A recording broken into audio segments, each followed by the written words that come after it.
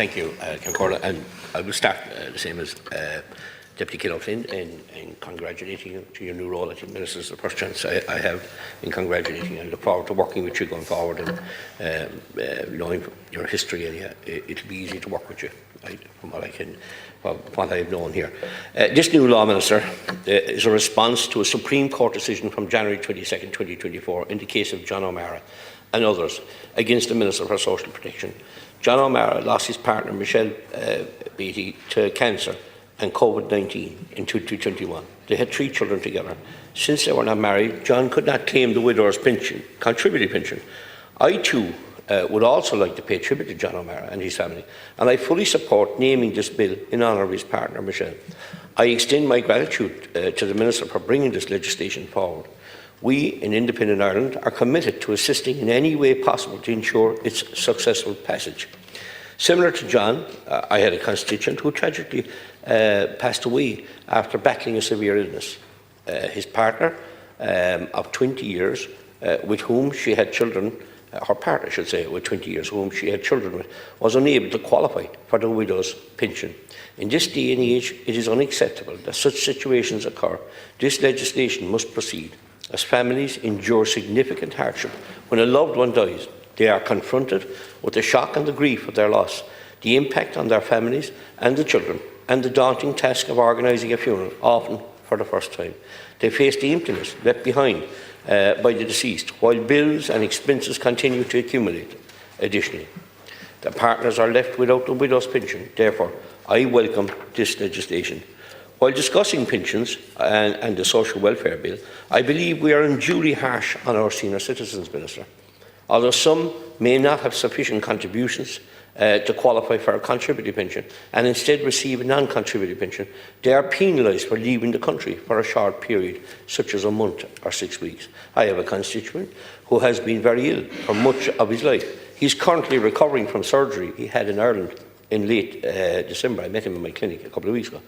And his mental and physical health is fragile. His doctor advised him to take a couple of months to get some sun and recuperate.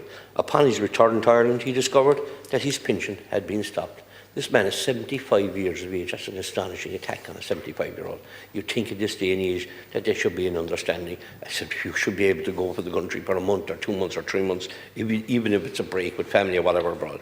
It is, as I say, astonishing how the state can allocate millions to various international causes while our senior citizens are treated so poorly.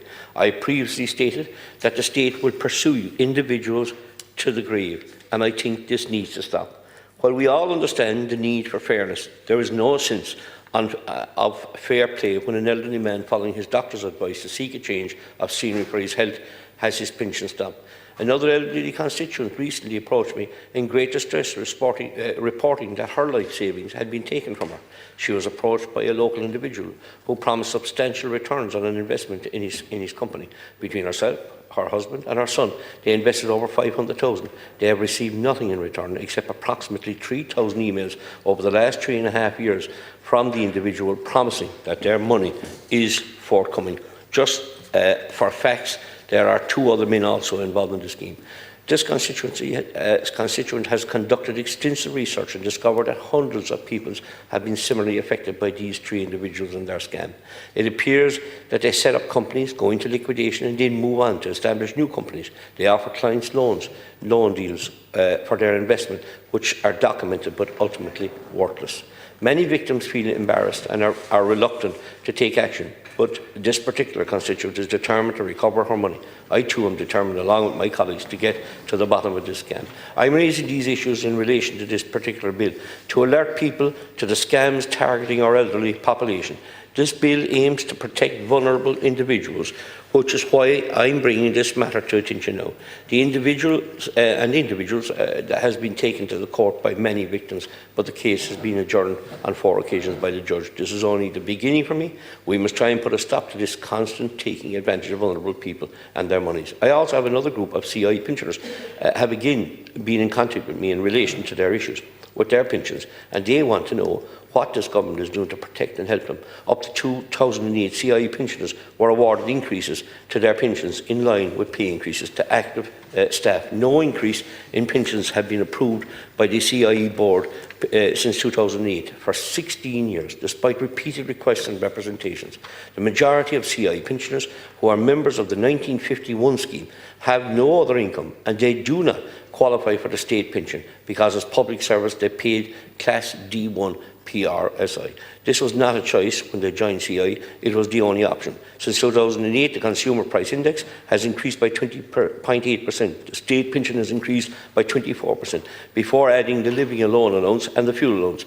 Since 2016, CIE's salaries for active staff have increased by approximately 30%, but the CIE pensioners have no increase. The treatment of women in relation to their pensions is deeply concerning. It is absolutely unacceptable that a wife's pension is means tested based on her husband's income, effectively treating her as a second-class citizen. Women have the right to have their own pensions and to be financially independent, Minister. I have a number of constituents who receive very little pensions because it is assessed against their husband's pension.